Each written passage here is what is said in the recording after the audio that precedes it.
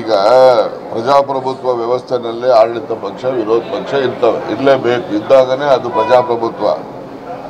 ಅವರು ವಿರೋಧ ಪಕ್ಷವಾಗಿ ಅಷ್ಟು ಕೂಡ ಟೀಕೆ ಮಾಡದೇ ಇದ್ದರೆ ಅವರ ಒಂದು ಅಸ್ತಿತ್ವಕ್ಕೇನೆ ಧಕ್ಕೆ ಬರ್ತದೆ. ಅದಕ್ಕೋಸ್ಕರ ಅವರು ಆ ಮಾತುಗಳನ್ನು ಹೇಳಿದ್ದಾರೆ. ಅದಕ್ಕೋಸ್ಕರ ನಾವೇನು ಪ್ರತಿಕ್ರಿಯೆ ಕೊಡ್ತಕ್ಕಂಥ ಅಗತ್ಯ ಇಲ್ಲ ಅಂತೇಳಿ ನಾನು ಭಾವಿಸ್ತೇನೆ. ಯಾಕಂದ್ರೆ ಬೆಂಗಳೂರಿನಲ್ಲಿ ಜನ ಮಳೆಯಿಂದ ಸಂಕಷ್ಟದಲ್ಲಿದ್ದಾರೆ. ಈ ಸಂದರ್ಭದಲ್ಲಿ ಬೇಕಾಗಿತ್ತ ಅಂತ ಕೆಲವರು ನೋಡಿ,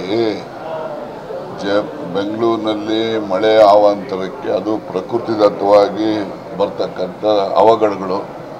ಅದ್ರ ಜೊತೆಯಲ್ಲಿ ನಾವು ಮನುಷ್ಯರು ನಾವು ಮಾಡಿರ್ತಕ್ಕಂಥದ್ದು ಏನು ನಾವೆಲ್ಲ ಕಷ್ಟ ಅನುಭವಿಸ್ತಾ ಇದ್ದೀವಿ, ನಾವೇ self inflicted problems. Those are all the problem. ಹೇಗೆ ಸೆಲ್ಫ್ ಇನ್ಫ್ಲಿಕ್ಟೆಡ್ ಅಂದರೆ ಈಗೆಲ್ಲ ಇವಿದ್ದಾವೆ, ಯಾವುದು ನಿಮ್ಮ ಚರಂಡಿಗಳು ಎಲ್ಲ ಇದ್ದಾವೆ. ಚರಂಡಿಗಳು ಇವತ್ತೇನು ಇದ್ದಾವೆ, ಅವು ಹಿಂದೆ ಎಲ್ಲ ಮಳೆ ಬಿದ್ದಾಗ ನೀರು ಹರಿತಕ್ಕಂಥ ಜಾಗಗಳು. ಇವತ್ತು ನಾವು ದುರಾಸೆಗೋಸ್ಕರ ನಾವೆಲ್ಲ ಅದನ್ನು ಕಿರಿದು ಮಾಡಿ ನೀರು ಸರಾಗವಾಗಿ ಹರಿತಕ್ಕಂಥದ್ದಕ್ಕೆ ಅಡಚಣೆಗಳು ಉಂಟಾದಾಗ ಅದರಿಂದ ಈ ರೀತಿಯ ತೊಂದರೆಗಳಾಗಿದೆ. ಇವತ್ತೆಲ್ಲ ರಾಜಕಾಲುವೆಗಳು ಎಲ್ಲಿ ನಿಮ್ಮ ಮೈಸೂರಲ್ಲೇ ತಗೊಳ್ಳಿ, ನಿಮ್ಮ ರಾಜಕಾಲುವೆಗಳನ್ನು ಎಷ್ಟು ಕಡೆ ಕಿರಿದು ಮಾಡಿದ್ದಾರೆ. ದೊಡ್ಡದಾಗಿ ನೀರು ಯಾವತ್ತೂ ಕೂಡ ಅದು ಯಾರನ್ನು ಕೇಳಲ್ಲ ಎಲ್ಲಿ ಹರಿಬೇಕು ಅಂತೇಳಿ. ಅದಕ್ಕೆ ತನ್ನದೇ ಆದಂತಹ ಮಾರ್ಗವನ್ನು ಅದು ಸೃಷ್ಟಿ ಮಾಡಿಕೊಂಡಿದೆ. ಅದು ಇವತ್ತಿಂದಲ್ಲ ನೆನ್ನೆದಲ್ಲ, ಸಾವಿರಾರು ವರ್ಷಗಳಿಂದ ಆ ರೀತಿ ಬಂದಿರ್ತದೆ.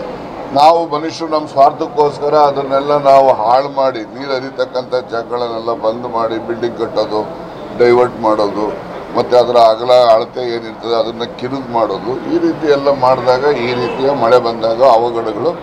ರಾಜಕಾಲುವೆ ಒತ್ತುವರಿ ತೆರವುನ ಇಂಥ ಸಂದರ್ಭದಲ್ಲಿ ಶುರು ಮಾಡ್ತಾರೆ, ಮತ್ತೆ ಸ್ಟಾಪ್ ಮಾಡ್ತಾರೆ. ರಾಜಕಾರಣದ ಒತ್ತಡ, ರಾಜಕೀಯದವರ ಒತ್ತಡ ಅಂತ ಇಲ್ಲ ನೋಡಿ, ಇತ್ತೀಚೆಗೆ ನಮ್ಮ ಸರ್ಕಾರ, ಅದರಲ್ಲೂ ಕೂಡ ಬೆಂಗಳೂರಿನ ಉಸ್ತುವಾರಿ ಡಿ ಕೆ ಶಿವಕುಮಾರ್ ಬಂದ ಮೇಲೆ ನಿರ್ದಾಕ್ಷಿಣ್ಯವಾಗಿ ಆ ರೀತಿಯ ಕ್ರಮಗಳನ್ನು ತೆಗೆದುಕೊಳ್ತಾ ಇದ್ದಾರೆ. ಆದರೆ ಏನು ಬೆಂಗಳೂರಲ್ಲಿ ನಮ್ಮ ಸಿಲ್ಕ್ ಬೋರ್ಡ್ ಜಂಕ್ಷನ್ ಏನಿದೆ ಅದು ಎಲ್ಲದಕ್ಕಿಂತ ಲೋ ಲೈಯಿಂಗ್ ಏರಿಯಾ. ಅದು ಭಾಳಷ್ಟು ಕಡೆಯಿಂದ ಬಿದ್ದಂಥ ನೀರು ಅಲ್ಲಿಗೆ ಕನ್ವರ್ಜ್ ಆಗುತ್ತೆ. ಅಲ್ಲಿರ್ತಕ್ಕಂಥ ಏನು ನೀರು ಹರಿತಕ್ಕಂಥ ಜಾಗಗಳೇನಿದ್ದಾವೆ ಆ ಜಾಗಗಳನ್ನೆಲ್ಲ ಕಿರಿದು ಮಾಡಿರೋ ಹಿನ್ನೆಲೆಯಲ್ಲಿ ಅಲ್ಲಿ ಜನ ಅನುಭವಿಸ್ತಾ ಇದ್ದಾರೆ.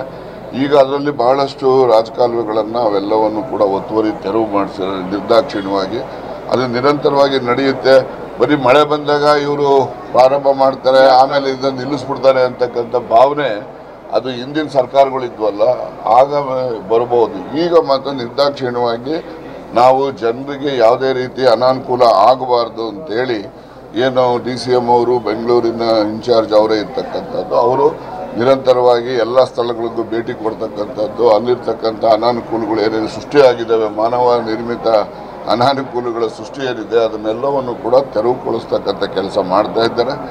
ನಾಳೆ ನಾಡಿದ್ದಲ್ಲಿ ಇವತ್ತು ಹೊಸಪೇಟೆ ಕಾರ್ಯಕ್ರಮ ಆದ ಮೇಲೆ ನಮ್ಮ ಮುಖ್ಯಮಂತ್ರಿಗಳು, ಉಪಮುಖ್ಯಮಂತ್ರಿಗಳು ಮತ್ತು ಸಂಬಂಧಪಟ್ಟಂಥ ಬೆಂಗಳೂರಿನ ಶಾಸಕರುಗಳು, ಸಚಿವರು, ರಾಮಲಿಂಗಾರೆಡ್ಡಿ ಅವರು ಇರ್ಬೋದು, ಇವರೆಲ್ಲರೂ ಕೂಡಿ ಈ ಭಾಗದ ಏನು ತೊಂದರೆಗೊಳಗಾಗಿರ್ತಕ್ಕಂಥ ಪ್ರದೇಶಗಳಿಗೆ ಭೇಟಿಯನ್ನು ನೀಡಿ ಅದು ಒಂದು ಶಾಶ್ವತವಾದಂತಹ ತೊಂದರೆ ಇಲ್ಲದ ರೀತಿಯಲ್ಲಿ ವ್ಯವಸ್ಥೆಯನ್ನು ಮಾಡ್ತಕ್ಕಂಥದ್ದಕ್ಕೆ ಪ್ರಯತ್ನ ಮಾಡ್ತಾ ಇದ್ದಾರೆ. ಪಕ್ಷದ ಅಧ್ಯಕ್ಷರು ಹೇಳಿದ್ದಾರೆ.